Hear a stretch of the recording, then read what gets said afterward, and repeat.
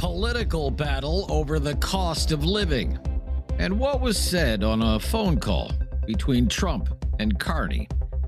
This is Now You Know. I'm Rob Snow. The top news stories and conversations that matter to you. This is Now You Know with Rob Snow on News Radio. Early into this new session of the House of Commons, pocketbook issues and the cost of living are at center stage.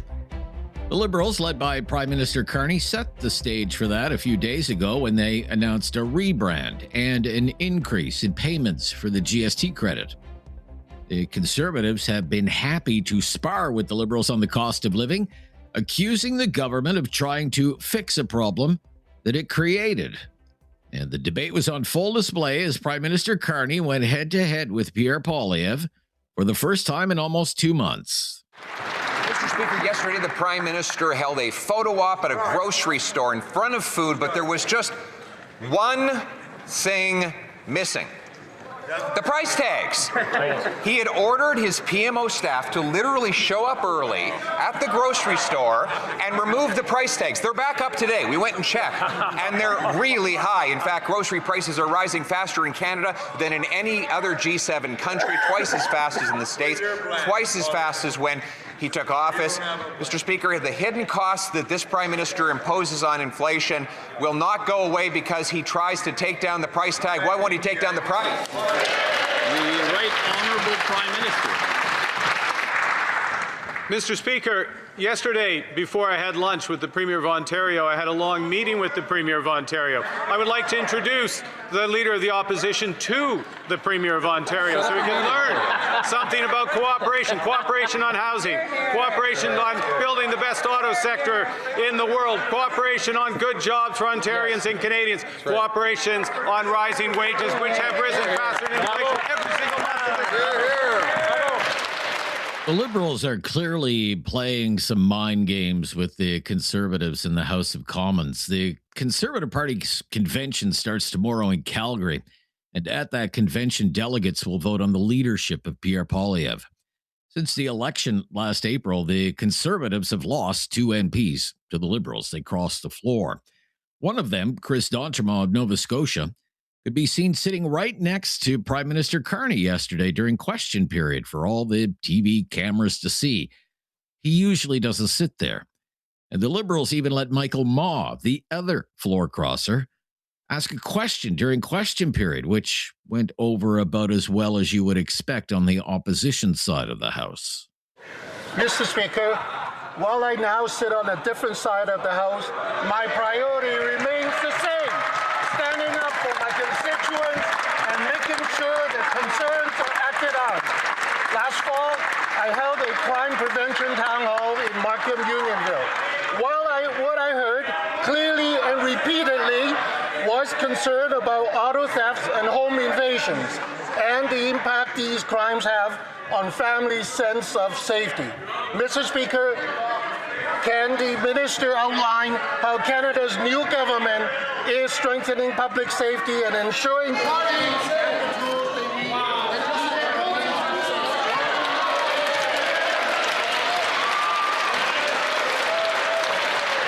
Really, they are all grown-ups. Outside of the theater of question period, there are some serious questions about what the Prime Minister told U.S. President Donald Trump during a recent phone call.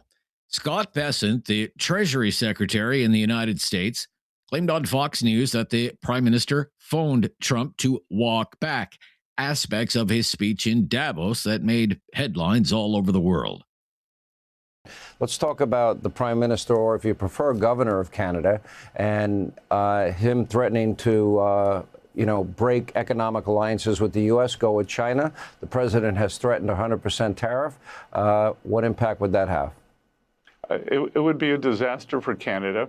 I was in the Oval with the president today.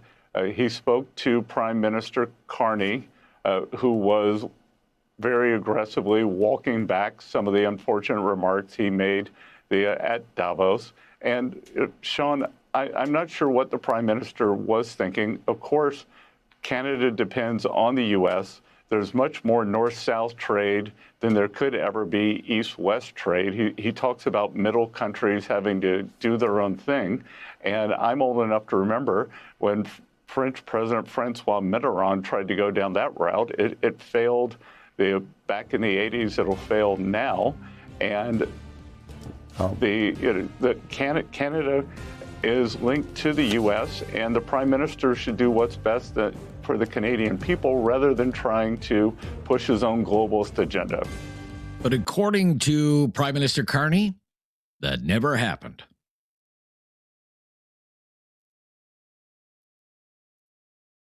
But to be absolutely clear, and I said this to the president, I meant what I said in Davos. It was clear, it was a broader set of issues, that Canada was the first country to understand the change in U.S. trade policy that he had initiated, and we're responding to that. We're responding positively by building partnerships abroad, we're responding positively by building at home, and we're prepared to respond positively by building that new relationship through CUSMA. He understood that, and it was a good conversation, as I say. So you didn't want back comments? No.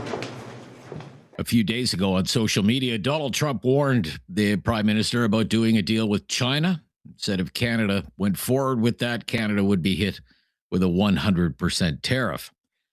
Looking ahead, on the Prime Minister's schedule today is a meeting with Canada's premiers. They're all in Ottawa. In about a half an hour from now, the Prime Minister is scheduled to have a one-on-one meeting with the Premier of British Columbia, David Eby. And then in about an hour from now, Alberta Premier Danielle Smith will join that meeting and sit in with Premier Eby and the Prime Minister. Later today, Mr. Carney will also meet with Curry Dixon, the Premier of the Yukon. And then tonight, everyone sits down for what's being called a working dinner. That's at 7 o'clock Eastern time this evening. For the Conservatives, a lot of their MPs will be calling it a week after today and head to Calgary for the party's convention that will be held at the BMO Centre in Calgary. Pierre Poilievre's speech to delegates is Friday at 6:30 Calgary time. And voting on his leadership will take place about an hour after that. I'm Rob Snow. This is Now You Know. This is News Radio.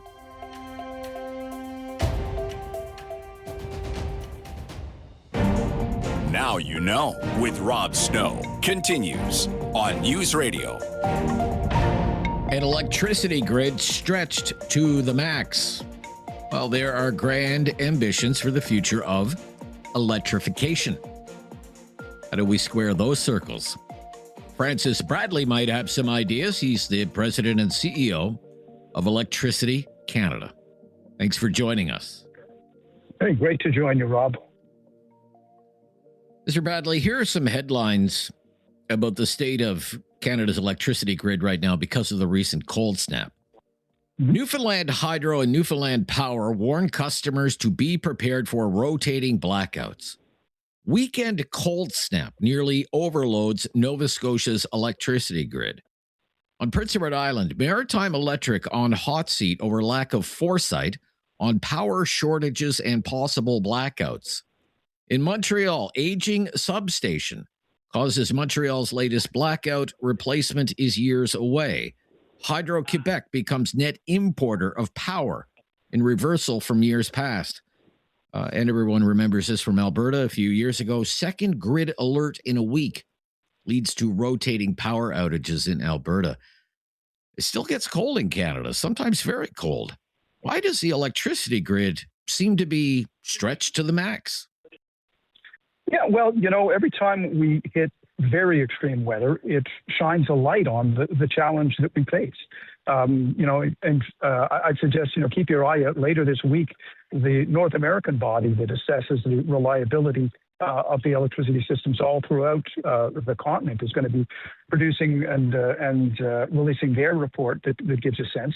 And it signals concerns as well right across the continent about our ability when we get into extreme weather, not day to day when it's nice, but when we get into extreme weather, how we're going to meet these challenges. We've been very much focused on that here at Electricity Canada. You know, Rob, I remember, a generation ago when we were building and building with ambition in this sector. You know, the massive hydro developments in British Columbia, Manitoba, Churchill Falls, in Quebec. We were also building CANDU reactors in 3 provinces. We built a domestic supply chain. So as we look to, today and into the future, we're going to look at a doubling of electricity demand out to 2050. And so we've got to start building with the kind of ambition that, that our parents built with. And so that's what we're very much focused on right now. We're talking to the government in Ottawa about what they can do to assist, and what they can do in some cases to kind of get out of the way so that we can get on with building that electricity future. Power utilities say they can't make needed upgrades to their infrastructure without rate increases from power users. But power users, customers, are already dealing with the high cost of living. Power utilities don't vote, but power users do, and politicians listen to customers. How can the electricity grid be upgraded without raising power rates on everyday Canadians? Well, the question is, what is reasonable, right? You're certainly not going to be able to do anything in the future, whether it's electricity or any other essential service, without, seeing increases as a result simply just, for inflation, but also for investments. And so this is very much a focus that we have in the sector. How are we going to ensure that the investments that need to be made in the future will, to the degree to which we can, ensure that we minimize the impact on customers? But, we recognize that the price of everything is going up. And, often I'll hear people talk about, energy poverty. Well, the problem is poverty. I mean, the problem is the price of everything goes up. And so we can't control what happens in other sectors, but to a certain extent, we can look at what the impacts are for electricity. And so some of the things, for example, that I've been lobbying for with the federal government are things that will make it easier to get things built, to reduce the cost of the build, and therefore, reduce how much things are going to cost to the customer in the future. Because it is top of mind. Job one, of course, is keeping the lights on. Job two is doing it in a manner that is affordable for customers. Okay. So such as, what would be some of your recommendations on that front, Mr. Bradley? Well, we've got a pretty cumbersome permitting process at the federal government. It takes years to get projects through. And I know that sounds kind of esoteric. Oh my goodness, it takes you a long time to get an approval.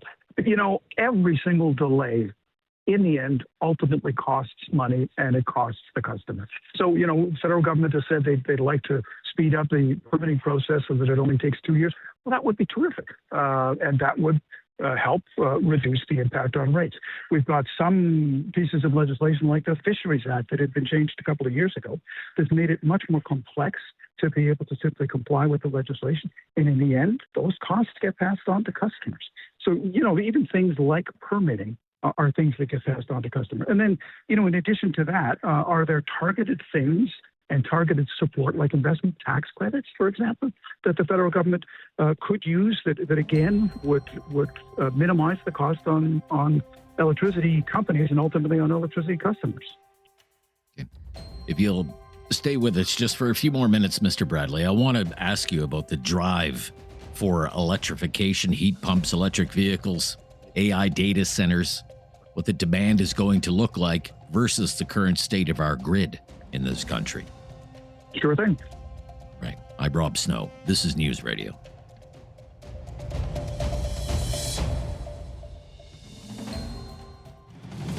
Now you know with Rob Snow continues on News Radio. Francis Bradley, our guest today, the president and CEO of Electricity Canada. Governments want, Mr. Bradley, electrification. They want Canadians to buy heat pumps. They'd love to see us driving electric vehicles. There could be huge demand for electricity because of AI data centers. What is the plan to upgrade the grid to handle all of this new load? What do you think? Well, this is going to result in, project out to 2050, probably roughly a doubling of demand. And so, that's what we're trying to figure out today is, is basically how do we build as much in the next 25 years as we built in the past 125 years. So, that's why I spend an awful lot of my time talking to people in government and talking to people in industry about how we can come together so that we meet this very significant challenge. I'd also point out that it isn't always governments that are trying to push people to electrify. In a lot of instances, it's customers that want to do that. It's customers that want the convenience. In some cases, they want the comfort. They want the sorts of things that you get with electrified services. I see it as honestly a natural progression. Humans years ago used to basically burn dirt, burn wood, and then burnt oil, and then and we're now increasingly using electricity because it is cleaner, it is more convenient, and it is infinitely more flexible. So I think it's today we don't have the same kinds of incentives and support that we've had a couple of years ago for electric vehicles. But guess what? They're still selling. People still want to buy them. And by the same token, there's lots of jurisdictions in this country where there aren't active programs that are pushing heat pumps. The customers want them because of the convenience factor. Okay. Electricity grids are critical infrastructure, and they're targets potentially for Canada's adversaries. What's being done to secure the grid? They're absolutely a target. And, in terms of the importance and criticality of different infrastructures, I always tell people that, electricity is the critical infrastructure that every other infrastructure depends on. We make up about $30 billion of Canada's GDP, but it's the first $30 billion because everything else relies on it. As a result of that, we spend a great deal of time working to ensure that we're protecting the grid from physical and from cyber attacks. I personally have been in the physical and cyber security space for almost 30 years, so it's been an area of focus for me personally. But it is something that we, long before people started thinking about cybersecurity, we've been in this space, and it is absolutely a top priority and continues to be a top priority. We work really closely with our partners in government, with the security and intelligence community, and we work closely with our partners in the United States as well. Despite what may be going on politically, our electricity grids are linked in Canada to the United States, and we approach them in an integrated fashion when we're thinking about how we protect them from the very quickly evolving threat environment we're living in. Mr. Bradley, very generous with your time today. I really appreciate it. Thank you so much. Always good to talk to you, Rob. Take care. Cheers. Bye-bye. Francis Bradley is the president and CEO of Electricity Canada. Our Wednesday Newsday panel is coming up. The Scribes are back. Tasha Kheiriddin, National Post, Brian Lilley, Toronto Sun. It's going to be a lot of fun right after the news on News Radio. There is no question Rob won't get answered. Now You Know with Rob Snow continues on News Radio. It's time for our Wednesday Newsday political panel. Our Scribes are back. You can read Tasha Kheiriddin in the National Post. How are you? Great to hear from you again. Thank you. And you can read Brian Lilley in the Toronto Sun. How are you, my friend? Brian Lilley? Brian Lilley? Is he buried in a snowbank somewhere? It's Toronto. He's buried. Freezing in Toronto with Tasha as we, still dig out of snow. Sidewalks still not cleared in the downtown core. It's crazy here. Yeah, we're going to talk about that, but I want to begin with what you've been writing about lately, because Tasha Kheiriddin's been writing about the Carney Liberals and the speculation Canadians could be going to the polls this year. Tasha, really? A 2026 election? I think that Mark Carney would like to and probably needs to get a majority if he wants to survive as a government longer than a year or two that traditional minorities have. So he's looking for two options. Plan A, of course, is the floor crossers, and that's sort of gone silent. A couple have gone, but not enough. the other option is an election. And if you saw the polls today, his approvals are sky high, and the party is leading the Conservatives by 10 points. I mean, this is on the backs of everything that's been happening with Donald Trump, Carney's speech in Davos, and also I think a bit of the Alberta separatism stuff, which is, reanimating the idea that we need a Captain Canada to stand up not only outside but inside the country. So enter Mark Carney. Things are going well for him. It could be very tempting for him to go for an election and to get ahead of some of the issues that are coming up this year. What do you think about that, Brian? Well, I've written a column saying the same thing, that I think he's going to go. I think that the speech in Davos was intended to provoke a response, and the kind of response that he got from Donald Trump. It's not being well received by some other foreign leaders, by the way. Keir Starmer, on his way to China, asked about it today, specifically the Middle Powers getting together, and he said no, he rejects Carney's idea. Christine Lagarde from, believes with the IMF, also said she disagrees with Carney's assessment, but it's been very well received here in Canada. And that Leger poll that has the Liberals at 47% and the Conservatives at 38%. Andrew Enns from Leger, who did the poll for us, said this is driven by the reaction to the speech, the reaction from Trump. And, so you've got Carney purposely poking Trump in the eye to get the response. He gets the response. It outrages Canadians. Then he's handing out new payments to Canadians with this groceries and essentials benefit that's the revamped GST. And then in the House of Commons, what are the Liberals saying? That they're making it very, very difficult. The Conservatives are making it difficult to pass anything in Parliament. We want to pass our bail reform legislation. What they don't tell you is they head up the committee that has to call that bill for study, and they refuse to call it. So, but they're still going around and saying the Conservatives are being obstructionist. This all feels like a setup for a possible spring election. But if it seems or appears, Tasha, as to be nothing more than an unabashed power grab and opportunistic, that could backfire on the Liberals, could it not? Talk to Doug Ford. He did the exact same thing last year in Ontario.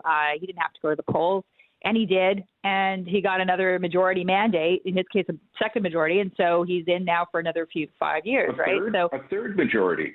Yeah. So it means, majority, Carney doesn't have a majority right now. He wants to get one. And I think that it's all the signs Brian's pointing to absolutely smell of election, but also the fact that his opposition is potentially, we don't know what's going to happen this weekend at the convention for Pierre Poilievre, but there's sort of some sense of weakness with the floor crossers. Even if Carney doesn't get more, it hurt Poilievre.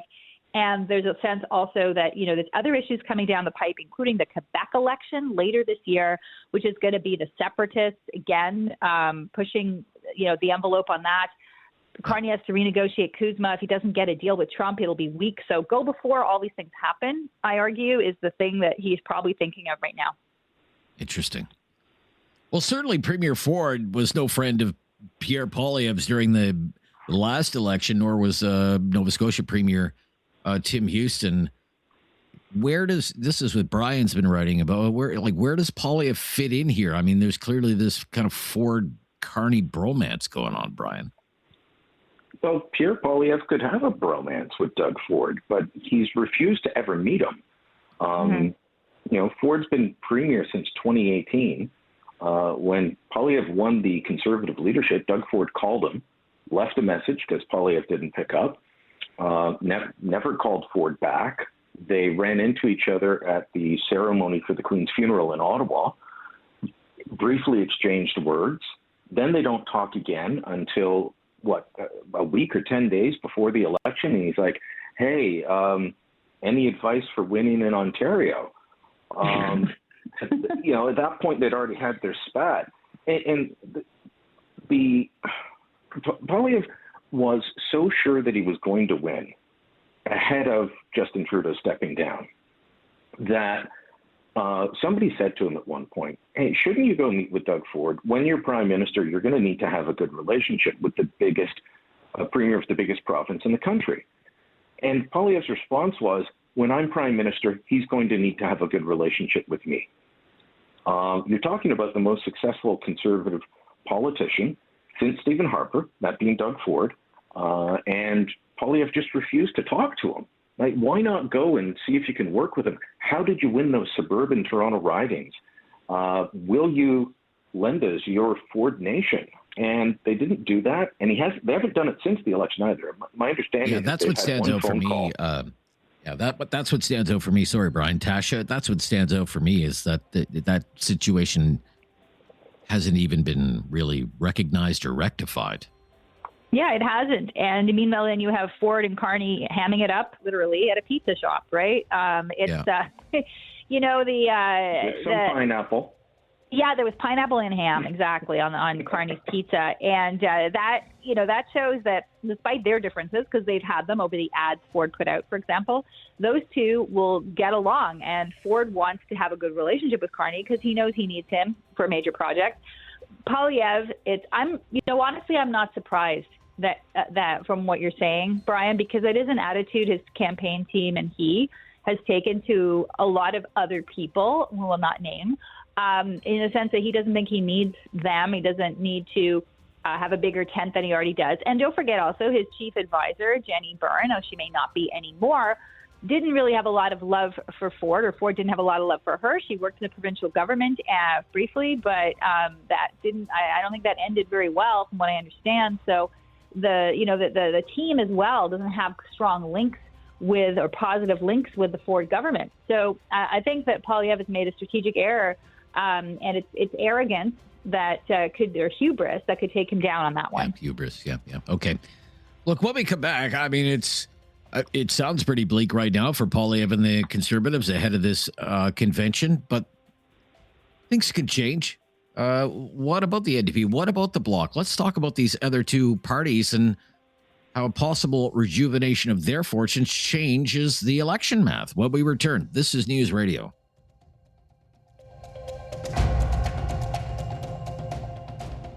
You have questions. Now you know with Rob Snow has the answers. On News Radio. Here with Tasha Kheiriddin, columnist for the National Post, Brian Lilley, columnist, Toronto Sun. So we've outlined how things look great right now for the Liberals. Might want to pull the plug, have an early election. Not so great for the Conservatives. But what happens to that election math if the NDP gets a new leader, becomes relevant again, or the Bloc gains momentum in Quebec? Okay, you're laughing, but the NDP is at 5% in this Leger poll. What if it's not 5%, but it's 15%? Doesn't that change things? It does. The whole point of this poll, it shows that when the NDP is really weak, the Liberals go really up, and that is one of the reasons why in the last election, too, even though the Conservatives had 41%, the Liberals still won government because of the vote distribution and the weak NDP. The NDP vote, if it goes to 5%, I don't know if it'll stay there, to be honest. I think it really depends on who becomes leader. And right now, you have some very different visions. Heather McPherson and the other fellow, his last name is Ashton. Avi Lewis. No, Avi's the other one. Rob Ashton. They're on the sort of more labor-friendly, union-friendly, centrist NDP, if there is such a thing, whereas Avi would take this to the other end, and he wants public grocery stores, and he wants, very basically returning to a classic socialist NDP, nationalizing banks. Who knows if that's on the menu? That was Ed Broadbent, if you remember, the 1980s. I do. He's really that ilk, and he would be that sort of Mamdani type character, I think, try to play that. I don't know how it'll work in Canada, but there could be an audience for it, in which case I think then the Liberals will keep them at 5%, because I think that audience is not as massive as it would be, for example, in New York City. All right. You were laughing as well. By the way, the 80s were a great decade. They were so underrated. So good. I miss them. The hairstyles were the best. Yes, they were. Perm.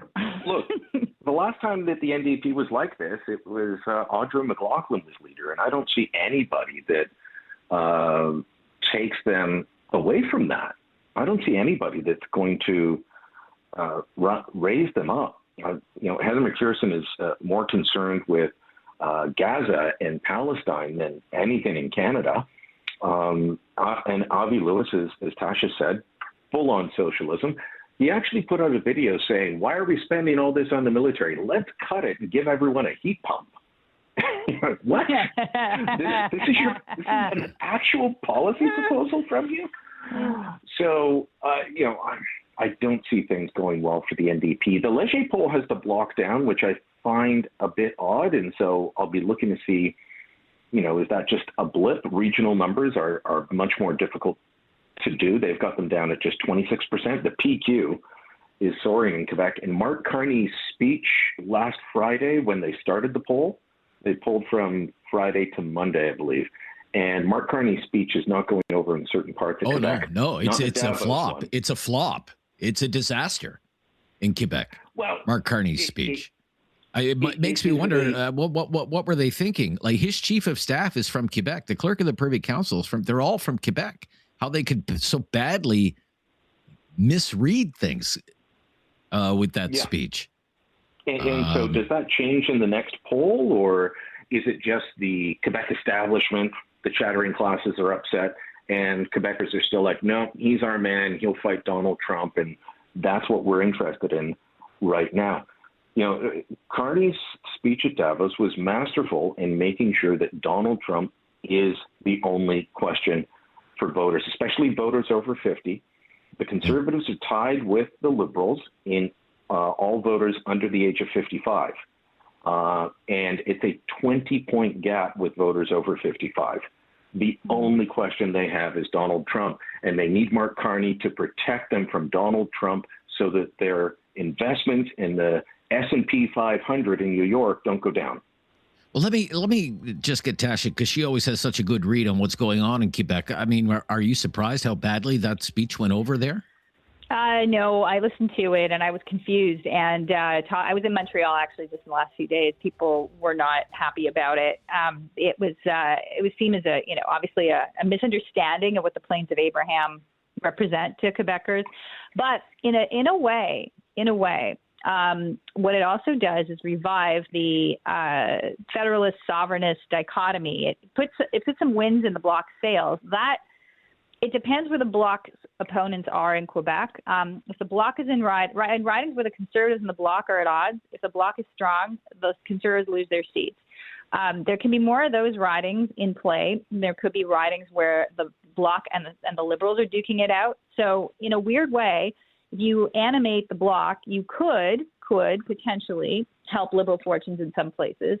But it's a gamble. And what it does set up is though, Mark Carney as, again, sort of Captain Canada. But even English Quebecers were kind of not, happy with the speech because, like I said, it did betray a fundamental misunderstanding of the province. And he's got to get better at people on his team to advise him on what to say and what not to say, because that was not what to say.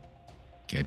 When we come back, very quickly, snowstorms, snow removal in an election year, because that's the Toronto situation right now. When we come back, this is News Radio. No question goes unasked or unanswered. Now You Know with Rob Snow returns on News Radio. Brian Lilley's here from the Toronto Sun. Tasha Kheiriddin from the National Post. Epic snowstorm in Toronto. Big snow. I was thinking, this is an important pre-election test for Olivia Chow, the mayor of Toronto. The election is this fall. Incompetence with basic city services as a way of sharpening the focus of voters. There was a garbage strike in Toronto. People may remember back in 2009. A lot of political damage to David Miller at the time. But so how is Toronto doing in the aftermath of all that snow, Tasha? It's a bit of a disaster. Like I said, I was in Montreal the last few days, and they get snow. They get snow, a lot of snow, and they're much better prepared to get rid of it. They'll deal with it a lot, but this is what I'm shocked at here. It's coming back, and the snow is still there. It hasn't been trucked away. It hasn't been removed, so people are still struggling. My neighborhood, we don't have driveways, allowed. It's Cabbage Town, so all the cars are in the street, and some of them are just like you can't park anywhere because like half the street's full of snow. And I find it I find it odd that we knew the storm was coming. You could prepare for that. Removing snow is a pretty basic thing. If you need help from other places, because we're not used to having this needs all the time, then call in those places. Mel Lastman called in the Army. I remember that in the early 2000s. I don't know if we need the Army. We just needed some trucks, and now they're finally today, 5 days later, they're coming to take the snow away. It's a little ridiculous. Brian? Yeah, look, watching Montreal remove snow is like watching the ballet. I used to live there, and you'd look out your window or stand on the balcony and watch them do it. It's an art. They don't have that here because they don't get as many big storms. They don't get as much snow. But we still get hit with, a big storm or two every year. In the last 2 years, Mayor Olivia Chow has absolutely failed. Last year, there's a divide in the city. Part of it is plowed and sidewalks are maintained by private contractors and some by city ones. Last year, she held a press conference where she blamed the private contractors for not plowing the sidewalk behind her and denounced it. And it was her attempt to say, this is why we need the city to do it all. And it turns out that was a city-controlled sidewalk that she was on. And that was a horrible look for her. Today, she made sure she went to a city owned and run snow depot, those yards where they truck it out, and did her update there. But it's still not going well. I live just off of Yonge and Wellesley, a major intersection. There is a subway station there. There's a high school down the street, Queen's Park, and all the workers that go there are down the street. The sidewalk only started to get cleared this morning. Last night, I saw a guy in a wheelchair struggling to move anywhere. Terrible. It's just a disaster. Okay. Yeah. That's almost our time. Who's going to Calgary for the convention? Anybody? Brian? I just booked last night, and we'll see. Tasha, are you going to Calgary? No, they didn't let me in last time, so I decided not to bother. No, they refused my accreditation, so they can do it. I'll watch from here. Thank you. Great to hear from you. Lots of fun. Bye-bye. Yeah, Brian Lilley, Toronto Sun, Tasha Kheiriddin, National Post. Talkback coming up after the news on News Radio. It's time to talk back. On Now You Know with Rob Snow. Call now. And have your say. 1-833-668-2577. Welcome to Talkback. It's 2 hours of debate and discussion on the big issues of the day. And today we're going to talk about housing, real estate, housing prices, with your help. But not just any kind of housing. We want to talk about starter homes. We hope you'll help us out with starter homes. Starter homes. We have a bunch of questions. Just consider them to be conversation starters. Okay, they're just to get the conversation going, and we'll see where that conversation leads over the next couple of hours. The phone lines are open right now, 1-833-668-2577, 1-833-668-2577. So I'm in my mid-50s, and when somebody says a starter home, I have an idea in my head of what a starter home is supposed to look like, traditionally has looked like in the country. When you think of a starter home, what comes to mind these days? When you think of a starter home, what comes to mind? What does a starter home look like in Canada in the year 2026? Things like square footage, number of bedrooms, the amenities of the home, that kind of stuff. 1-833-668-2577, 1-833-668-2577. Getting that foothold in the real estate market, that starter home. How much should that cost these days? How much should a starter home in Canada cost? 200,000? 250? 300? 350? More than that? More than that? Way more than that? Less than that? Way less than that? Let's just kick some numbers around. How much should a starter home cost? And then, once we settle on a price, we want to know, where do you find a home like that? Where do you find a home like that? Say, for example, if you think a starter home should cost, say, $250,000, 250 or 300 or 350, where do you find a home like that? Is there anything for sale, around those prices where you live? What do you get for that kind of money? We're just curious. And then here's another question.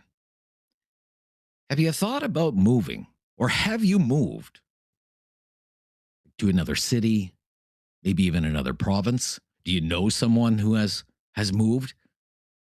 Because they could actually buy a house, a starter home. Maybe they couldn't afford it where they were living, so they said, I can't afford to live here. I'm going to move. Going to move outside the city, across the province, across the country. You know anyone who's done that? Have you done that? Starter homes. 1-833-668-2577. 1-833-668-2577. Phone lines available right now. Love to hear from you. Now, grown men cry when I do math, so feel free to, double check my math. I make mistakes all the time. But according to, what I was able to dig up through various internet searches today, the median household income in Canada these days is about $75,000 a year. And based on historical averages, a starter home should cost 3 to 4 times the median household income. That's an affordability ratio that has been in place in Canada for many years, last few decades. So that could mean, a starter home could cost between, say, $225,000 to $300,000. Other calculations that I dug into today, like the mortgage affordability guidelines from Canada Mortgage and Housing, CMHC, things like gross debt service, total debt service, all that stuff. If you figure out those numbers, you come up with kind of a higher starter home price than that, closer to $325,000, $350,000. We're just wondering, what do you get for that kind of money these days? Whether it's $225,000 or $300,000 or $325,000 or $350,000, how much house do you get for that in Canada in 2026? If it's a starter home, what does it look like? Like I said, I am of a certain vintage, so I have an idea in my head of what a starter home would traditionally look like. It would look like my grandparents' house. Nothing fancy, maybe 900, 1,200 square feet, 2 bedrooms, 1 bathroom, unfinished basement, very basic furnishings. Lots of laminate, lots of vinyl, ceramic tiles, a driveway, small backyard. Nothing extravagant. But does that still exist in this country? What would you say? Or are those days over? Are those days over and gone for good? Another reason we want to raise this is if you watch any amount of television at all, the federal government is running ads all over TV promising to double the pace of new home construction in Canada, going to build more homes, build them faster than ever before. That's the promise from Prime Minister Carney. And when it comes to starter homes, it has this design catalog. 50 models, all pre-approved by the government. Small, affordable, easy to build, they say. But when you look at the catalog, which I did today, you don't see any single detached homes. You see fourplexes and sixplexes and stacked towns and what the government calls ADUs, accessory dwelling units. Those are things like laneway houses and granny suites.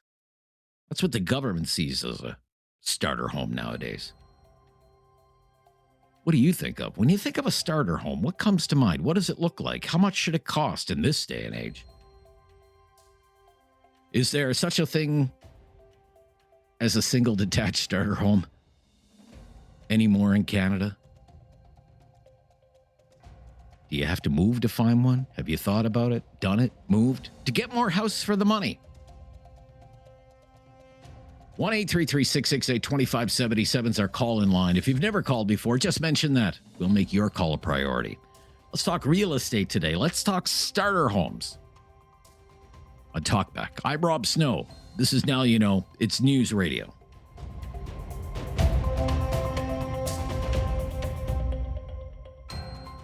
Have something on your mind you want everyone to know? Call now. Hello. 1-833-668-2577. It's Talkback on Now You Know with Rob Snow. Real estate, housing, starter homes. Topic of the day on Talkback. When you think of a starter home, what comes to mind for you? What does that place look like? What's it cost? Where do you find a home like that? Have you moved away because you could get a starter home? Like a single, detached, small, modest home. You know someone who's done that. 1-833-668-2577. A few lines available there. Let's get Talkback going with Ryan from Calgary. Hi, Ryan. Hello. Yeah, hi, Ryan. Thanks for calling. You're on Talkback. Hey, thanks. Starter home. What comes to mind for starter home, Ryan? Something cheap that I can raise a family in peace in and not worry about everything increasing every 5 years, wondering if I get approved in 5 years again. Yeah, it's pretty crazy. I'm in Calgary right now, renting pretty much all my life. I was up in, just to give you an example, I was renting 10 years up in Coventry Hills during COVID. Landlord moved, decided to sell because he lived there for 10, 15 years. He bought it for $375,000, and it only went up 15 or 20,000. He sold at $380,000, and I told him, no, just wait, something's coming here. I'm in the construction industry, taping drywall, and I told him to wait and see. And magically, after COVID, it went up 300,000. It doubled. Wow. Now a Coventry house, starter house with a attached or detached garage in the backyard. It's going 650,000 in Coventry and Calgary. So, and what kind of house is that? If you don't mind, what kind of house is like it? 1,200, 1,300 square foot, 3 bedrooms with me and the kids. Wow. So Wow.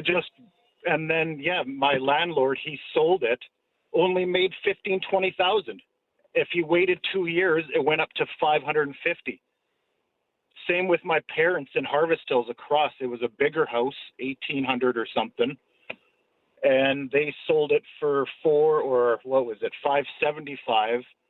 Now it went up around 650 in that same period in the 3 years. So let me ask you this. The phone lines are jammed here, Ryan. The phone lines are jammed here. People want to jump in on this, but I want to ask you about something. A starter home is a place where I can raise my family in peace. Do you find that to be unachievable right now? Right now, after COVID, the banks and the investors took way too much power.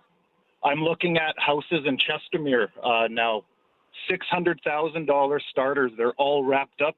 This investor comes from BC or Toronto, buys 10 of them, and they're charging out the yin-yang for everything, trying to make their buck in the 5 years or something. All right, Ryan. So I'm thinking there should be. Thank you, Ryan. I got to go. Thank you, Ryan. I want to fit in as many calls as we can today. Hickey is also in Calgary today. Hi, Hickey. So a lot of the people that I have that are trying to buy starter homes, a lot of the builders now are building the starter homes, 1,700, 1,600 square foot, 2-story homes, but they're putting legal suites in the basement. And the reason that they're putting legal suites in the basement in all the new communities is because it's easier for people to qualify for the mortgage, because with a legal suite, the rent can be taken in as income. So literally it helps them qualify for the mortgage. And considering a $100,000 mortgage payment is about $575, if you can get $1,200 rent for the basement suite, it actually pays $200,000 of your mortgage. Most of those units are between $600,000 and $650,000 in the newer communities that are on the outskirts of town.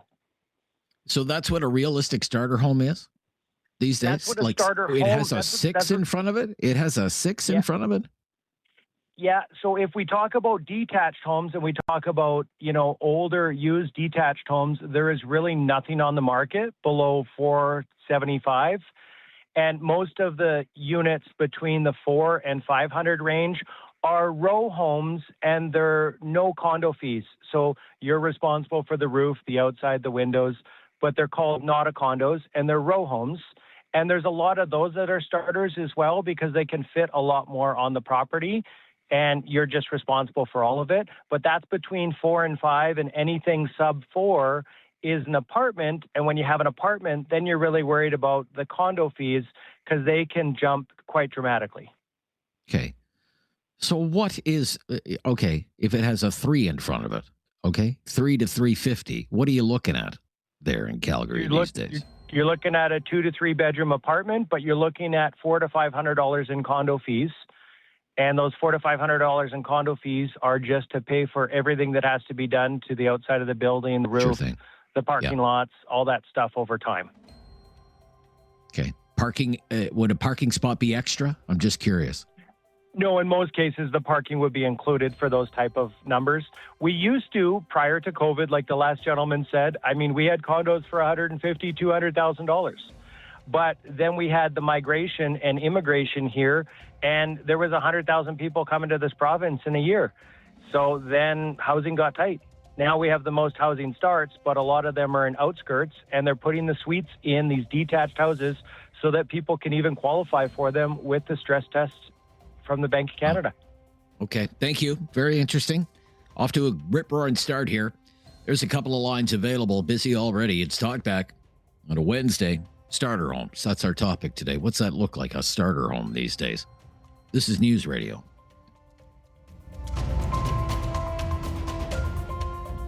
Have something on your mind you want everyone to know? Call now. Hello. 1-833-668-2577. It's Talkback on Now You Know with Rob Snow. So let's talk about starter homes with some first-time callers in Nova Scotia today. It's starting in Halifax, a great town.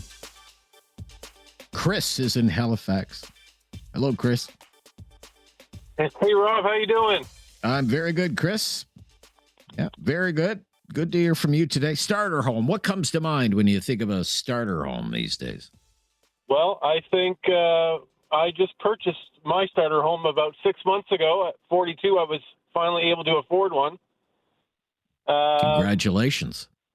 Looking at, I paid, now I don't live in Halifax. I live in the Annapolis Valley, in Harborville, right on the Bay of Fundy.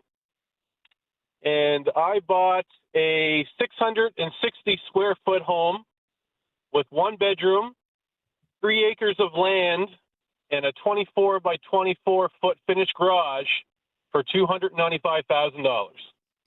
Wow. So how far away would you be from Halifax? Just so we can picture it kind of in our head. You're outside the city, obviously. How far away from Halifax are you? About an hour's drive, Rob. About an hour's drive. Do you work in Halifax? I do. I work in the Halifax, South Shore, all over southwestern Nova Scotia. Okay, but so you do a lot of driving then? I do, yes. $295,000. $295,000, and it has 1 bedroom. It's a 1-bedroom home. It's just myself and fiance. We have no children. So yeah, it's all we need. And it was affordable. You know, when I was single, I was renting a 1-bedroom hole in the wall in Halifax in the North End for $1,800 a month. And my mortgage payment is only, I think, just shy of $1,100 a month now. Good for you. Good for you. If you wanted to buy what we're calling a starter home in Halifax, what are you looking at? What are you up against? What are you facing? We were looking, and the reason we didn't want to buy in Halifax is because of just like the municipal tax. It's so high, property tax, but you're looking at probably, I would say, $350,000, $400,000 in Halifax for a starter home. And what are you getting for that? $350,000, $400,000. I would say probably, 2-bedroom home. Definitely not a lot of land, that's for sure. But would it be a detached home? Would it be a townhome, a row house, something like that? I would say Chris? more of a townhome or row house. Yeah, if you're looking for detached, you're looking at, like the gentleman from Calgary said, $500,000-$600,000. $500,000 or $600,000. I don't want to date myself, but I hear these prices because I'm from that part of the country. I'm originally from Cape Breton.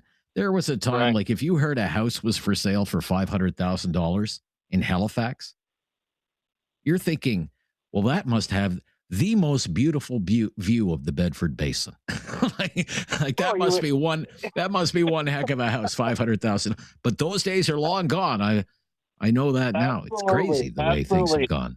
Yeah. Well, I appreciate. Are you happy? Are you happy? But let me ask, are you happy to be like you're out there in the country or in this, this little house? You've got your little piece of land there. You happy? I couldn't be any happier, Rob. I would drive 2 hours to work just to live where I'm at. Well, I'm glad it's all worked out for you. That's good. Thank you for your call. Yeah, if you're on the line, hang on the line. The wait won't be too long. We bring you right up to date on all the latest breaking news. Another busy news day today in Halifax and all across the country and all around the world. Major developments coming right up on News Radio.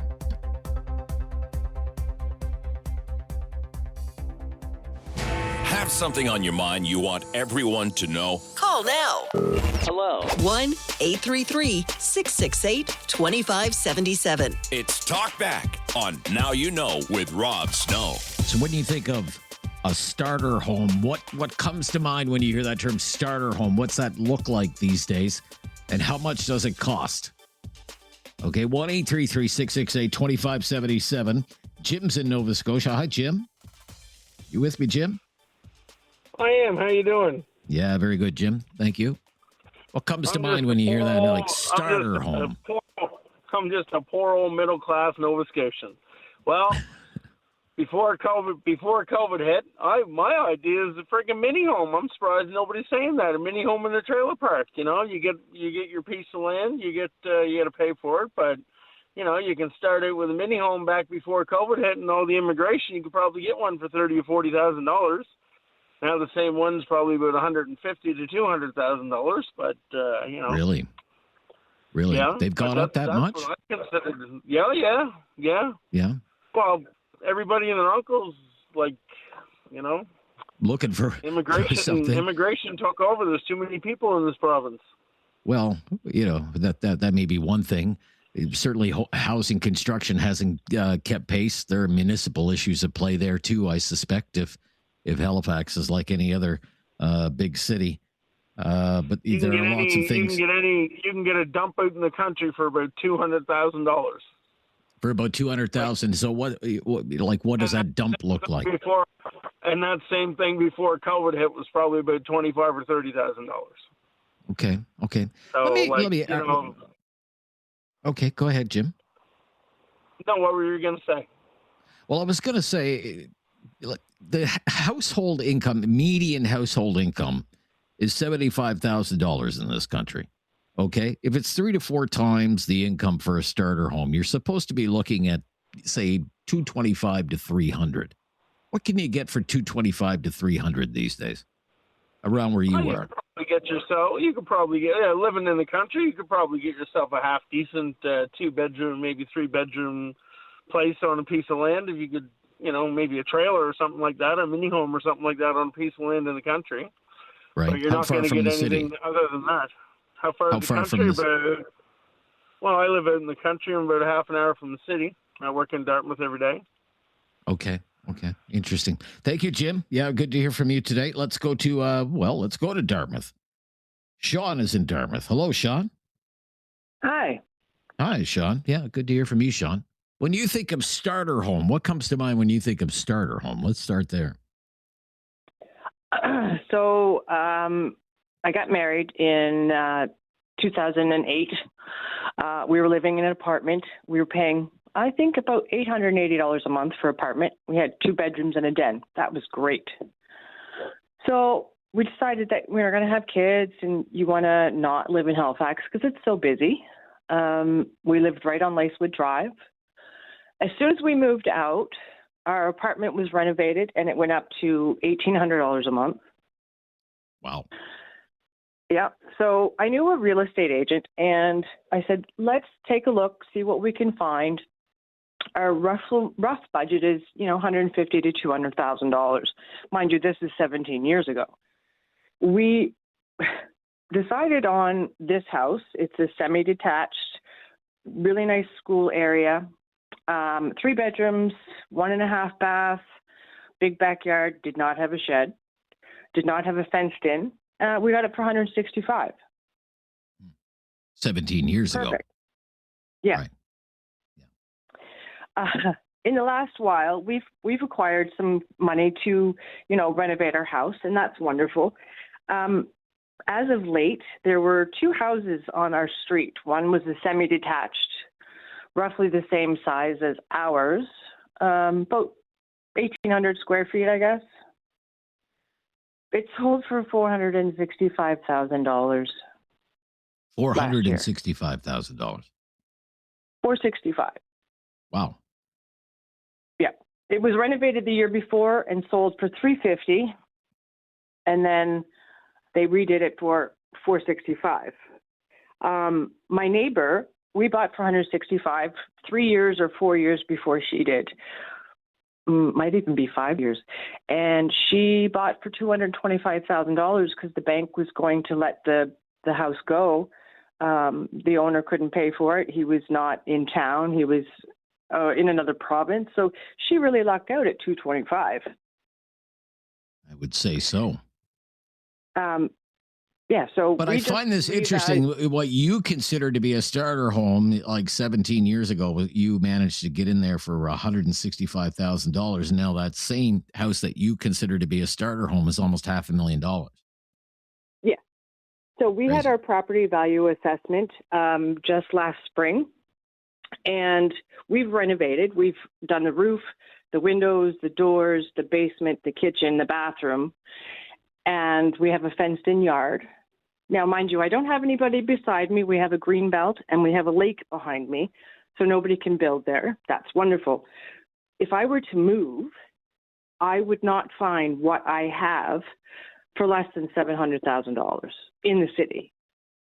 And that's gross, because I don't think anyone can actually afford $1,500, $1,600, $1,700 a month in rent for 3 bedrooms. Okay. So if that's the case, then what should the expectations be for a starter home these days where you are? Like, what would you consider a starter home to be? Starter home. Is it a 500 to 700 square foot condo? Is that what we should consider a starter home now? I have a friend who has a 2-bedroom condo, and she's still paying like her whole paycheck, with like $2,000 a month is going into her condo fees and her rent and all her bills. She's left with maybe $150 left over for herself after the end of the month. Holy smokes. Okay. Thank you. Yeah, it's a real eye opener, Sean. Yeah, it's a real eye opener. Thank you. Very interesting.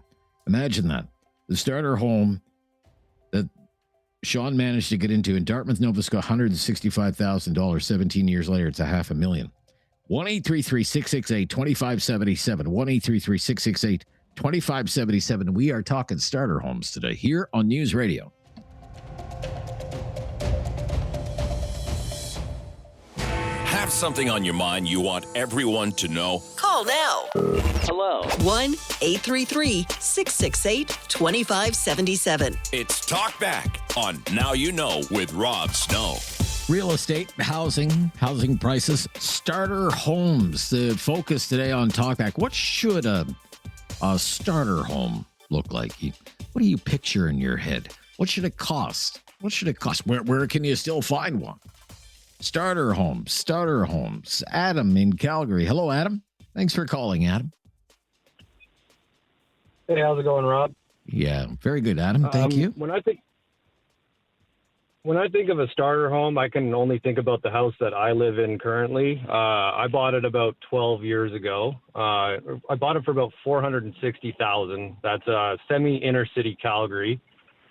Today, that house is worth about $720,000. and it's the only thing I can really think of as a starter home when you think about like education levels and how people are looking to buy homes in Calgary, especially if you want to be within like a transit central, close to where you work. The economy has kind of changed since I bought my house. I was blue collar at the time. I'm now back in school, and I'm in school with a bunch of like 19, 20-year-olds, and I can't help but feel for them. Like when I bought my house, like, you know, I'd whinge about the cost of it every now and again, and everybody would always just look at me and say, yeah, well, live within your means. But every year that line just seems to kind of change. And being within Calgary, if you want to be close to like transit and not have anything too expensive, I think you're looking at a starter home is like a base around $550,000, even more, depending on the lifestyle that you want to live. So this house that you bought a dozen years ago, $460,000. What's it look like? What kind of house is it? So it's just a bungalow, about 1,000 square feet and change, 3-bedroom, 2-bathroom, nothing special. It's got a detached garage on it. It's dilapidated. It kind of needs to be replaced. The whole house could honestly use a do-over. And to think of buying a house like that, which is just kind of like a basic house, like most people I think that are trying to buy a house these days, if I'm going to generalize, especially after years of education and people are getting into like the ability to buy one, they're probably also looking at starting a family. So you're probably going to want to be looking at a house that's probably around the size of mine, 3-bedroom. You're going to probably be in your 30s. And I think just thinking about the price of that house and what I could sell it for now, it just seems a little bit ridiculous. But where it's placed, like it's in between elementary schools, junior high schools, and high schools, all within walking distance. So I would say, like for a young family looking to start in their first home, that would be the ideal home to be around, especially when you get into some of the condos that are around here. Because I've looked at condos, I've had friends that are buying condos or row houses with condo fees, and those condo fees end up pushing your monthly payments for those houses up to pretty similar about what you're going to be paying for like a detached home without a condo fee. And I've also had friends who are in like these condo situations who get hit with the special assessments, and all of a sudden one day you wake up and you got a $12,000, $20,000, $40,000 bill in special assessments just because of what the condos don't have in the bank in order to upkeep the outside of the building. So like those are all things that have to be kept into consideration. Interesting. But like with the line always moving, like, I don't know, like Danielle Smith, when she first came in, she rolled out that welcome mat and said, come move to Alberta. We're looking for you around here. And then everybody started moving to Alberta, and now they're like, oh, nobody moved to Alberta. And they're getting a little bit more, you know, exclusive or seclusionary from everything else. So I don't know what the answer is, especially because when I look at wages and the way wages have even gone up, especially for me, because I was blue collar, now I'm back in school. Depending, like I'm union, I'll say I'm union right now, so my wages have gone up. When I look at the non-union sectors, a lot of them are still at the wage rates that I was at 10 years ago. So if you're not in that kind of a situation, and the unions are like building trades unions, like sometimes there's not as much work in those, and you know it has a lot to do with what people are being paid. Getting a little away from the topic, Adam, so I'm going to wind down our conversation there. I'm surprised by this $460,000 for a starter home. My goodness. Fancy Lakes, Nova Scotia.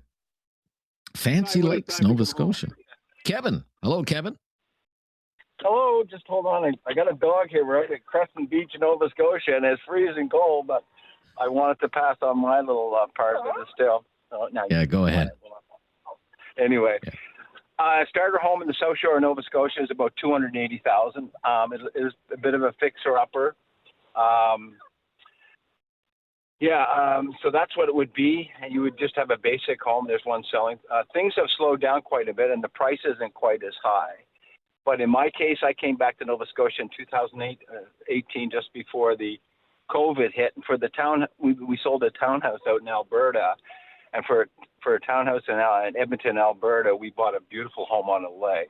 I have no idea what it's worth now, but I'm told it's worth substantially. I mean, we paid $400,000 for it, but we're told that it's worth substantially more, mainly because it's on a lake, and it's a beautiful home. But I wanted to just tell you one quick story, and I know times are tough now, and they really are, and I feel for the young people nowadays starting out. But I was a young soldier back in 1974, making $900 a month, and my boss didn't have a home, and I said, I could buy a house. He said, how in the heck would you ever be able to buy a house? I said, well, if you don't have enough money, you got to find another way to make money. So, and military salaries really sucked back then. So, just to prove him that I could, at 19 years old, I bought a house. I paid $43,900.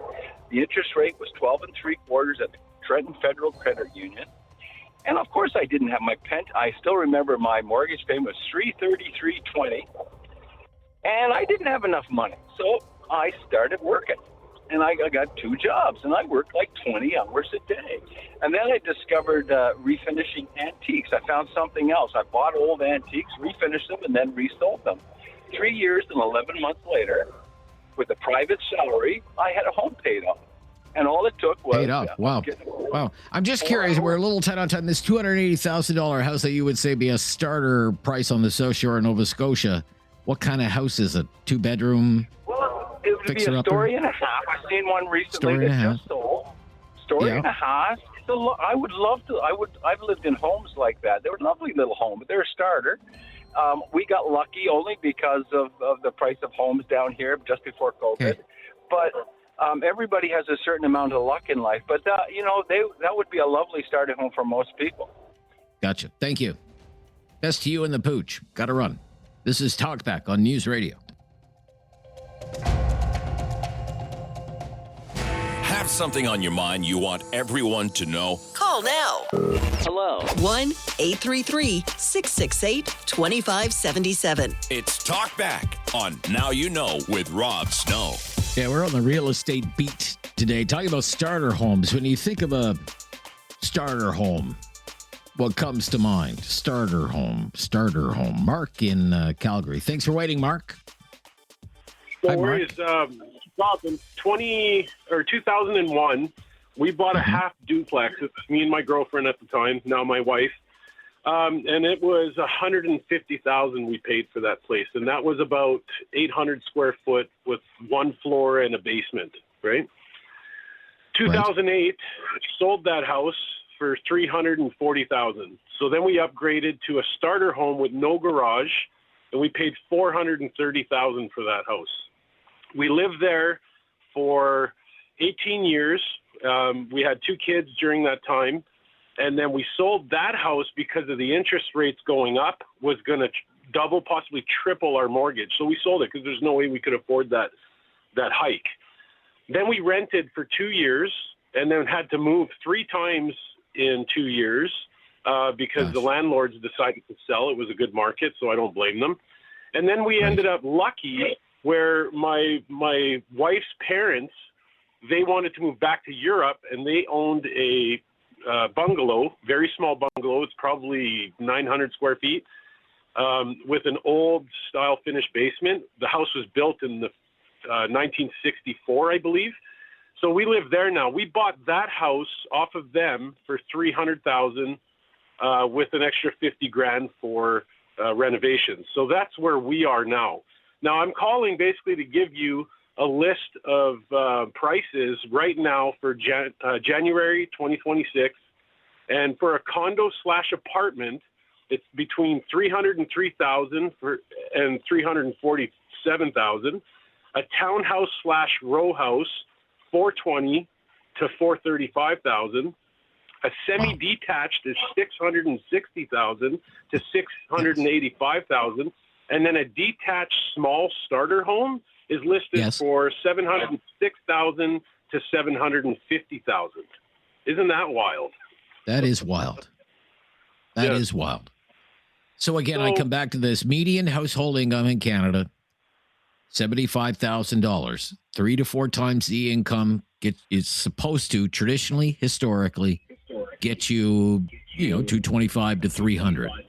You didn't even mention anything with a 2 in front of it. Nope, there was nothing at the time. The only thing I can say is the first house that we had bought for $150,000 that was off of my in-laws. They gave us a deal because they got it for like 60 grand way back in the day, right? You have the best in-laws. I'm very, very fortunate. You are very lucky. You married very well, my friend. Thank you. What an interesting first hour. Full hour just ahead. Starter homes. That's our topic of the day today. What's that look like for you? This is News Radio. It's time to talk back. On Now You Know with Rob Snow. Call now.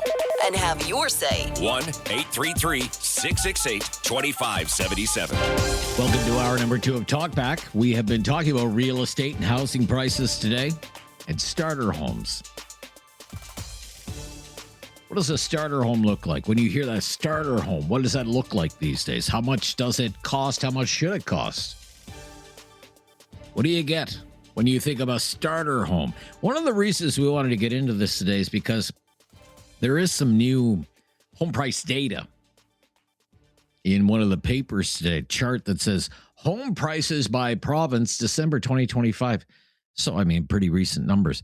The average price across Canada,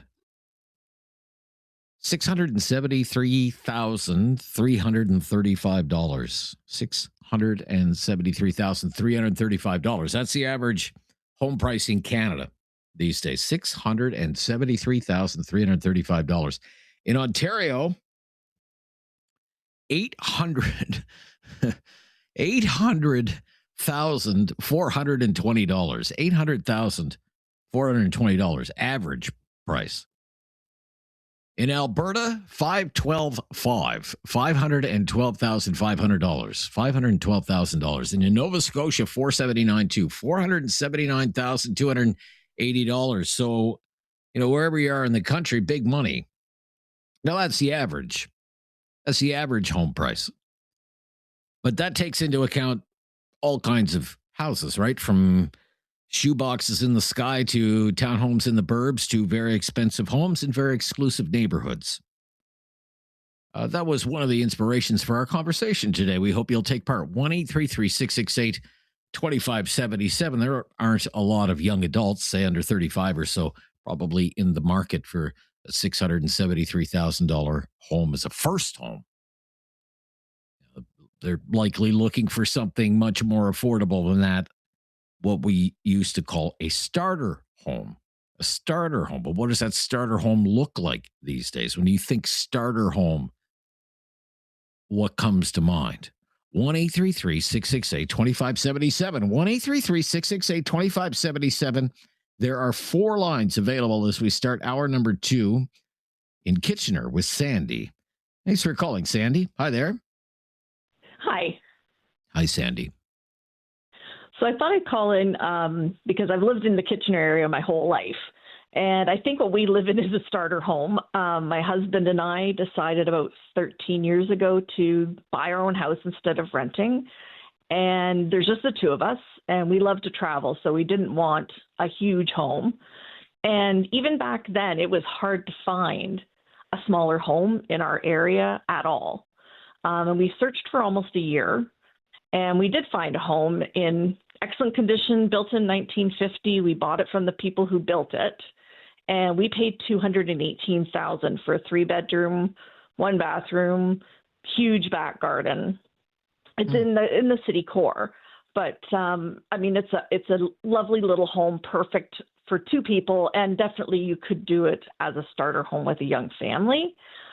But in the time we've lived here, of course, everything has gone crazy. And the houses that are almost identical to ours on like our neighborhood area, they're selling more for about $650,000 to $700,000.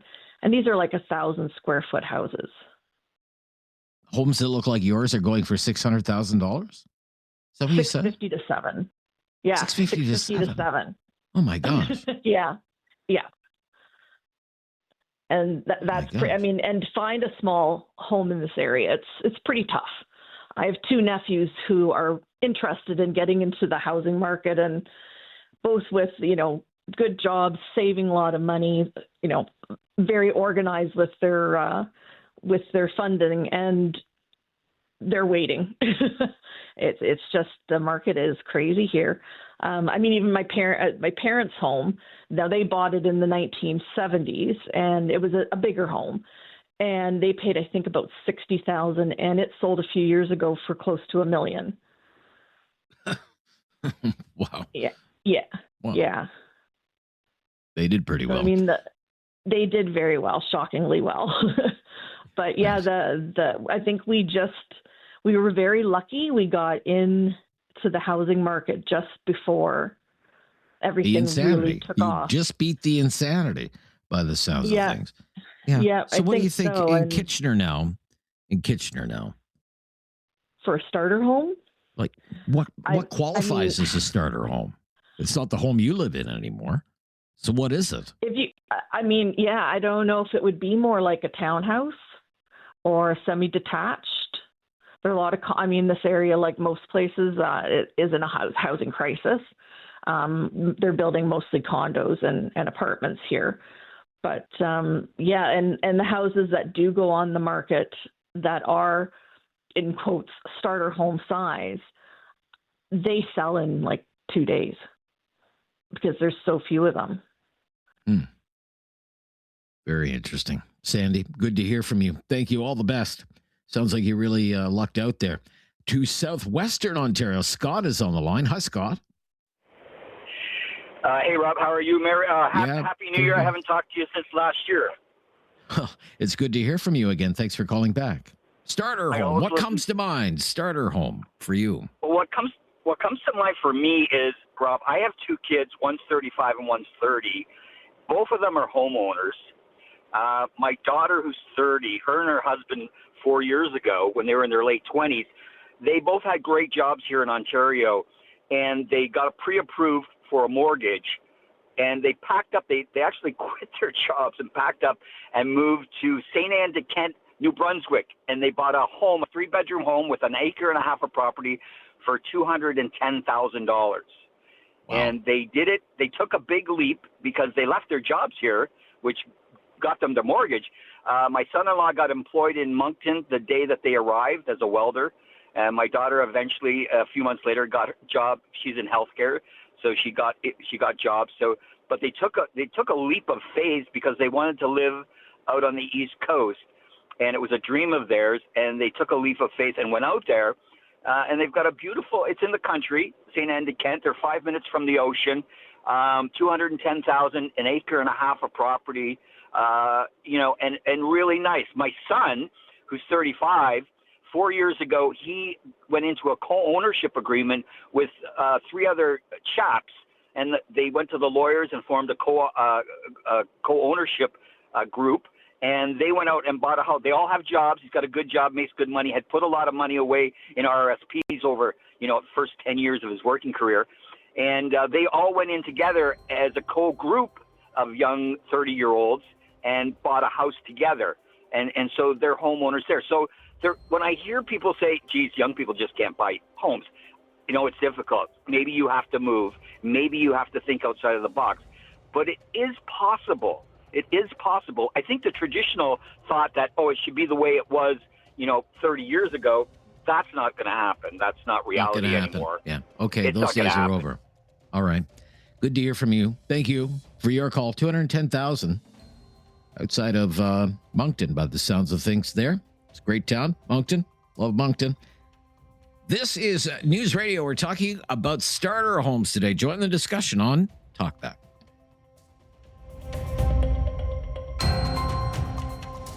Have something on your mind you want everyone to know? Call now. Hello. 1-833-668-2577. It's Talkback on Now You Know with Rob Snow. When you think of the term starter home, what comes to mind for you? That's what we're talking about today. Real estate, housing, prices. 1-833-668-2577. Am I reading this right? There are like 5 lines available. I'm surprised to see that. James is in Calgary. Up next. Hi, James. Hey, how's it going, Rob? Yeah, very good, James. Thank you. Starter home. Yeah, what comes to mind? Starter home. Yeah, so I had experience buying a starter home last year during the boom, I suppose, in Calgary. that I'd share my perspective on buying Sure. that. Love to hear it. So we bought our house for $570,000, did 20% down. We had $40,000 worth of help from my parents, whom we lived with for a year and a half prior to save up for down payment. I'm 28. I was 28. My wife was 26 at the time. And yeah, it took us a year and a half to accumulate that money, create our investments, and buy that house. It also had a mortgage helper in the basement, so we rent out our basement suite, and that helps us with our mortgage. So that's how we were able to afford buying a house. Did you say $770,000? No, sorry, 500,070. 500. Okay. All right. I was like, wow, that must be a heck of a place. That's still a considerable sum of money for a young man like yourself. What kind of house is it? Yeah, it's a smaller house in an older neighborhood in Calgary. It's got a backyard. It's just a single level, 3 bedrooms. One's like an office though, upstairs, 1 bathroom, and then the basement is a full basement suite with a kitchen and separate entrance. So we charge $1,300 a month for that, and that covers about just over a third of the mortgage. Very smart. Very smart. Why that house? Why would you go with that house and say something, not something more maybe affordable or, a little smaller or like a townhouse or something like that? Yeah, so we looked at the townhouses and they're about $500,000. And you just lost a lot, yard size, proximity to other houses. I like our neighborhood that we're in. There's lots of like old trees and green space. We're near Fish Creek Park, for those who are familiar. So that was kind of part of the reason. Also, when you get into the lower prices, you're dealing with condo fees from $400 to $700 sometimes for a row house. And that is equivalent to about $120,000 a month on the mortgage. So it kind of just doesn't make sense. So with that mortgage helper in the basement, we were able to get into a bit bigger of a house and, yes, a little bit more expensive. Right. So the that's how it way, worked out. traditionally, with a starter house, some people will, the buy a starter house and live there forever, but some people will view it as a stepping stone. Okay, I'm going to live here, maybe 5, maybe 10 years, and then I'll, sell it, whatever money I make from it, I'll go and buy a bigger house. Is that your plan? It really depends on how our careers work out, I suppose. The next step would be to open up the house fully when we have children and maybe need some more space. So our first step would still be in the same house. And yeah, if our careers, my wife's a nurse, so hers is a pretty steady trajectory. I'm in consulting, so mine could maybe plateau or get quite a bit more money per year. Maybe 10, 15 years we could upgrade the house, but it really depends on how the economy goes, how the housing market goes. Worst case scenario, we stay in that house and it'd be fine. You'll be fine. Yeah. Yeah. It sounds like you're settling in. Yeah. Yeah. And it fit you. Very good. Yes. Thank you, James, for your call. Yeah, no worries. Yeah. Bye-bye. 1-833-668-2577. 1-833-668-2577. Starter homes today. Starter homes. What comes to mind for you? Starter home. When you hear that. Love to hear from you today. This is News Radio.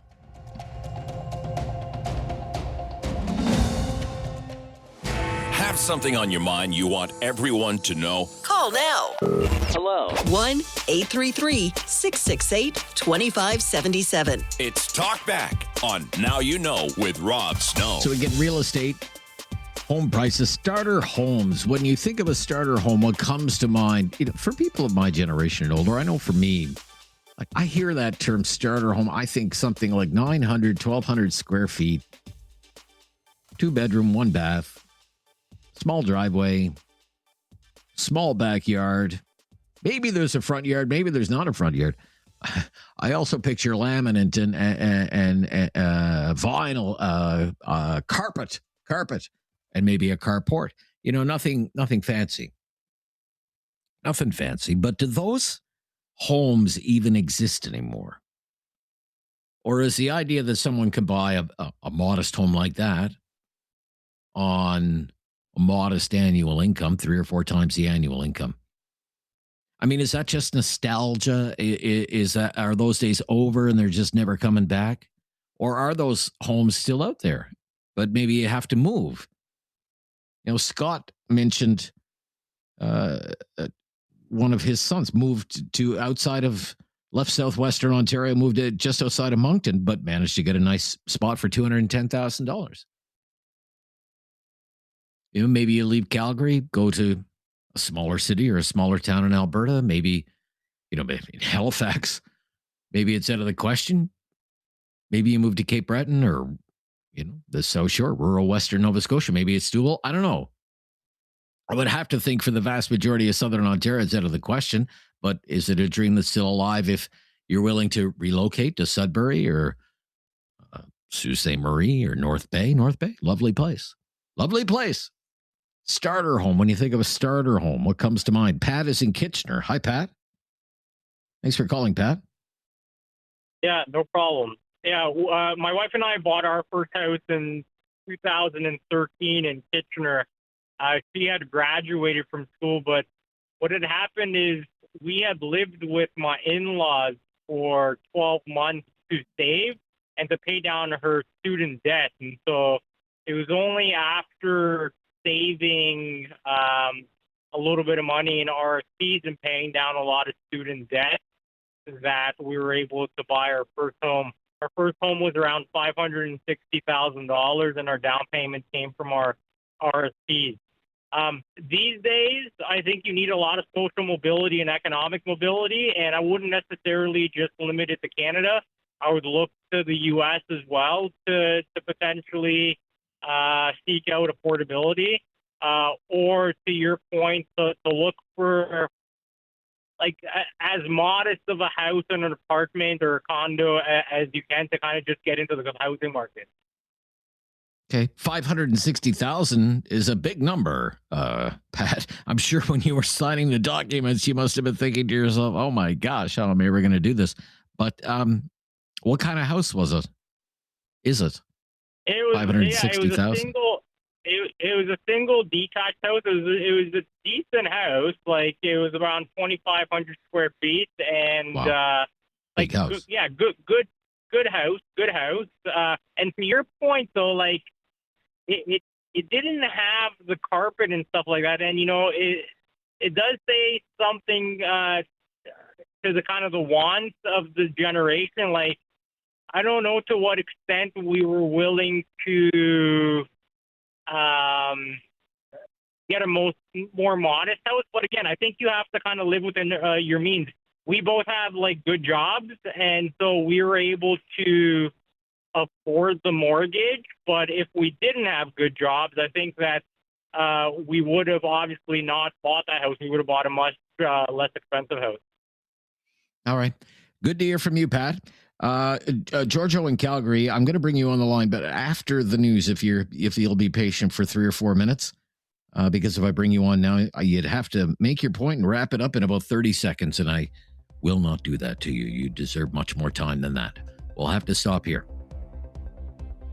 Bring you up to date on all the latest breaking news, and then we're back talking real estate today on Talkback.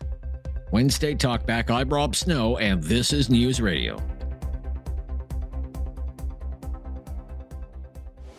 Have something on your mind you want everyone to know? Call now. Hello. 1-833-668-2577. It's Talkback on Now You Know with Rob Snow. Starter home. What comes to mind? Right back to the phones. Giorgio, as promised, up next. Hi, Giorgio. Hello. Hi, Giorgio. Hello. Can you hear me? Yeah, I hear you just fine. Great. What's your opinion? Thanks for taking my call, Rob. My pleasure. Starter homes for the new person. I can't believe when I bought my home in 2002, it was under $150,000 in Calgary. The footprint for my house hasn't changed, but my taxes, they claim now is worth $450,000. I have to pay tax on that. Imagine how terrible it is if I'm a retiree and I'm living on a fixed income.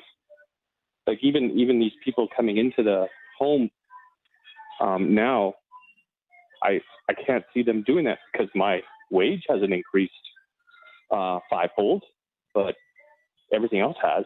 I don't know how they can possibly do it.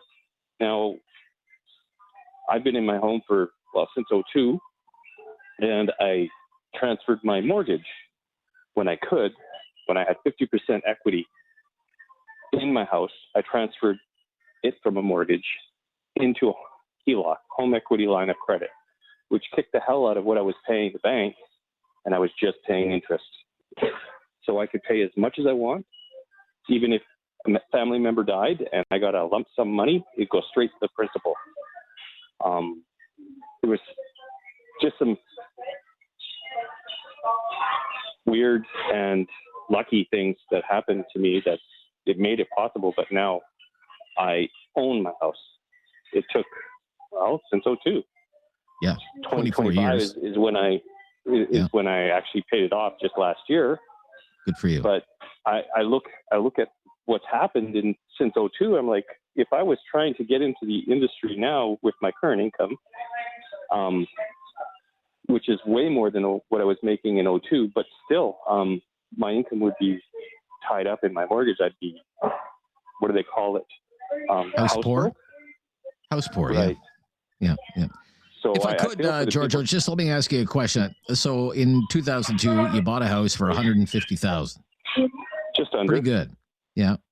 What kind of house was it? It was a fixer-upper. It was definitely, like you're saying, it's a starter home, right? 750 square feet, one bathroom upstairs. I built a bathroom downstairs, ripped out all the walls, re-insulated vapor barrier. Like, every window's been replaced. It was a starter home, right? But that's what a starter home is. People that think they can turnkey into a starter home, nowadays it's hard. But you need to go to industry or into residential areas that are really, really established, like really old, like Hog's Den, or so somewhere out of central downtown, in order to be able to look at something that you can start in. Otherwise, you're going outside. So let me ask you a question. You say your house is assessed for tax purposes about $450 or something like that now. Right. So this fixer-upper from 25 years ago, 750 square foot fixer-upper. If I was shopping in Calgary for a 750 square foot fixer-upper, first, could I find one, and how much would it cost, do you think? Well, that would be pretty much where you'd be starting at, $450,000 for an 800 square foot home in Ogden. That's not really close to the belt line, but yeah, it would be definitely a fixer-upper, something that's run down, that's been rented and just trashed. And you'd have to invest a lot of money in repairs. Right. And you're saying you're looking at $500,000? $500,000? Yeah. Crazy. Okay, George, there's some noise in the background, so I'm going to have to let you go. But thank you. Yeah, very, very illuminating. John is up next. Hi, John. Also in Calgary. Hi, John. Hi there. Yeah, good to hear from you, John. What comes to mind, starter home? When I say starter home, what comes to mind for you? Well, we bought our house in Calgary 10 years ago. We were able to knock it down to $380,000. It's 2-story, 3-bedroom with finished basement. And we bought the house across the street from her parents. And I remember when we bought the house, we looked at that house first, and I love her parents. I'm not normal. And we went house shopping, and as soon as we went to the other houses to look at them, I was getting itchy that we're not going to get that house, and if we don't get that house across the street from her parents, I'll regret it for the rest of my life. And so we went back and we got that house. And so it's shy of $400,000. And I guess right now, after the assessment, it's over $600,000 now. So it's almost 50% after 10 years. Right. Hello? 600,000. Right. But I guess, my point is that what you think a starter home should be going for these days? Like, am I just being nostalgic, thinking people should be able to buy a starter home for, I don't know, $250,000 to $350,000, and it doesn't have to be some little shoebox condo in the sky? Not in Calgary. Am I just dreaming in Technicolor? And I came from Vancouver about 17 years ago, and there was no chance there. Yeah, it's probably one of the reasons you left. Yeah. Yes. No. Was Exactly. housing. Yeah. Exactly. Right. So yeah, we ended up getting that house across the street from our parents. And a funny stat: how many people buy the house across the street from their parents? Like, a lot of people move back with their parents, but do they buy the house across the street from their parents? Yeah, I have no idea. 380,000 10 years ago. What does 380,000 get you in Calgary now? What do I get for 380,000? Well, if it's gone up 50% in 10 years, you could probably cut it in half the other way. So yeah, row house, condo, apartment.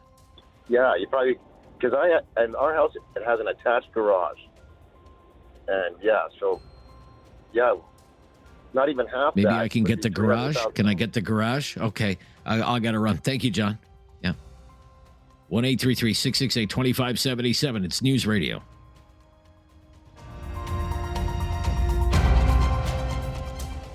Have something on your mind you want everyone to know? Call now. Hello. 1-833-668-2577. It's Talkback on Now You Know with Rob Snow. Karshif up next in Calgary to talk about starter homes. Hi, Karshif. Hey, Rob. Hi. How you doing? How are you? Yeah, I'm very good. Thank you. What do you think of when you hear the term starter home? Yeah, I'm a regular listener, but it's the first time. So great show, like always. Thank you. Okay, so starter home all depends on what you're looking at for. 40 years ago, as you said earlier, a starter home would be around 800 square feet, maybe single level with a basement. Today, it has gone up to, if you look at the new ones, on average, they're well over 1,400 square feet. Now, all the amenities you get in, things have changed over 40 years. That is to start with. And what you're looking for in a starter home, it all depends on your own needs. Even in Calgary right now, to be honest, you can find those older homes which are smaller size. Depending on what you're looking, a semi-detached is still older neighborhoods, 4 to 450. A detached with the same size is going to be 450 to 500K. But if you're looking for a new, obviously it's going to be much different than those older ones. You're looking at well over $500,000 for a semi-detached, and a detached is going to start over $630,000. So it all depends. Our needs, our thinking have changed over time, but you can definitely find a starter home in those ranges. And if you're looking for an apartment, for those 15 to 20 years old buildings, you can still buy one for $230,000 to $250,000, a 2-bedroom, maybe 1 or 2 washrooms. That's what I see. People are, whenever the subject of condos comes up, though, they're very wary, I find, especially in the Calgary, are very wary of the fees associated with the condos. I don't know if that's a Calgary thing or that's just a thing. No, that is a thing. That's everywhere, depending on the condo corporation, what kind of corporation it is running them. But yeah, these are the expenses that you have to account for. They do, generally in an apartment building, they do cover most of your utilities, except for maybe electricity. So, but yeah, that's all depending on your needs. Are you in the real estate business, Karshif? Are you in the real estate business? I am in real estate. I'm a realtor, You are? yes. You're a realtor. Yes. Let me run something by you. This has not come up yet. it's been suggested builders don't want to buy like modest homes with, laminate countertops and ceramic tiles and these sorts of things because that's not what people want anymore. People want nicer stuff than that. Do you think there's any truth to that? There is a truth to that. That's why builder will sell whatever buyers want, right? Yeah. And to be honest, most of that laminate sheets you're talking about, you probably will have a hard time finding that in the market anyways. Really? These days, with the quartz countertops and everything, people are using that. And that's what I said. And if you look at just after pandemic prices, for everything, prices have gone up at least 25, 30%. Same thing for the builders, right? I'm not here to defend builders. I'm just saying, No. I'm just reality, curious. prices have changed. Well, we've had this discussion before. Like, why aren't builders building more affordable homes? And the builders will say, "Well, we're just building what people want." I agree with that. Why aren't they building like stripped down things with carpet instead of hardwood and laminate instead of quartz or and everything, modest appliances instead of stainless steel, all of this stuff, so.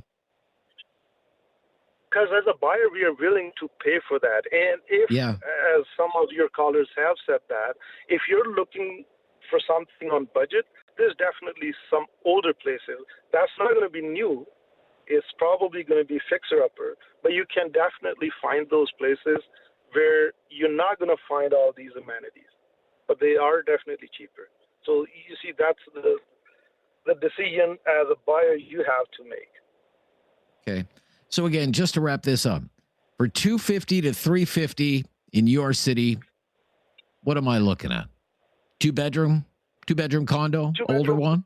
Two bedroom older condo with on average $550 is your condo fees.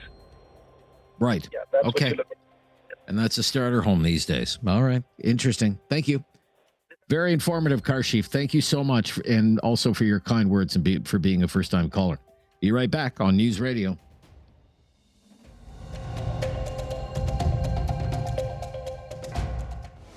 Have something on your mind you want everyone to know? Call now. Hello. 1-833-668-2577. It's Talkback on Now You Know with Rob Snow. Okay, we've been talking real estate today, housing prices and starter homes. What comes to mind when you hear that term? Let's go to Deb. First-time caller, Deb in Calgary. Hi, Deb. Hi there, Rob. First-time caller, long-time listener. Love your show. Well, thank you. Thank you so much. It was great listening to everyone. I had a little bit of a wait, but it was good to hear everyone. And what I think about is when I went to buy a house as a single female 15 years ago, I was living with my mom in Calgary, $150,000 the rental that we were in, and it came up for sale. And I thought, well, I can't afford it now, but I was already saving for the down payment. And I told my landlord, I'll be ready to buy it in 6 months. The property assessment came in; it went up to $200,000. So, rightfully, he said, "Well, my price is $200,000," and I just kept chasing that down payment. By the time I was ready to come up with the $200,000, it was another almost year, to come up with that down payment, and the city just boomed, and it went over $300,000. So I chased that down payment for probably 5 years. By the time I was ready, the houses in Calgary about $350 for a starter, under 1,000 square foot, detached. And I had to move over one community. I did find one, full fixer-upper. My family is all builders, so I had some help from some brothers and dad. But the conditions on their house were that I could only get an inspection. So I got that, but no fixer-up, nothing. I couldn't get anything done by the original owner if I wanted to buy this house. So I bought it, and I put a lot of sweat equity into it. Today, it's... So what year did you end up buying it? What year? I bought it 10 years ago, and I bought it for $350,000. I bought it for $350,000. I did look at condos two things stopped me. One, I needed the stability of not having to worry about condo fees changing. And because I was single income and I was very fixed on what I could spend. So that's why I didn't go with a condo. And because when I started reading condo bylaws, things like not being able to bang your broom or your mop outside the front door or side door, I thought, are you crazy? I just couldn't live with that restriction. So I got this, right, and maybe that's, a little bit childish, but I'll own it. I don't care. I want to bang my broom out the door if I want to, right? You want to bang your broom? You go ahead and bang that broom, baby. Exactly. Right, and this house I'm in now is assessed by the city at $550, and I do have to pay more taxes. But I have to say, $200,000 in 10 years, it's gone up, and it could sell for probably around $600,000. The market in my area is selling. I don't mind paying a little bit extra tax because I think it's a really good return on investment. The extra, $20, $50 a month. Yeah, I'm okay with that. But nowadays, my 35-year-old niece that I raised, she said she knows she'll never own a home. She has That's kind of sad, isn't it? It's kind of sad, she has a little bit of post-secondary education, but she'll never be able to afford a home. And so, it is sad. It's really sad. And as far as builders, I could have bought a better home for $350 at the time, but I'm considered kind of inner city right now. And I would have had to move on the very outskirts of Calgary. And as you do now, if you want a starter home that's detached and you want to afford it at $450, $500. And the transit in this city is, it's not the greatest because it's really spread out here.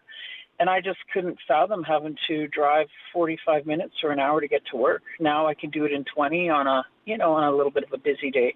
So there's a whole bunch of factors that go into that. As you say, that nostalgic home. I think you do have some nostalgia. I know I do. I miss that. It's a very powerful emotion, nostalgia, and I fall for it each and every time. But this has been a real wake-up call once more when it comes to the insanity of the housing market. Deb, thanks for your call.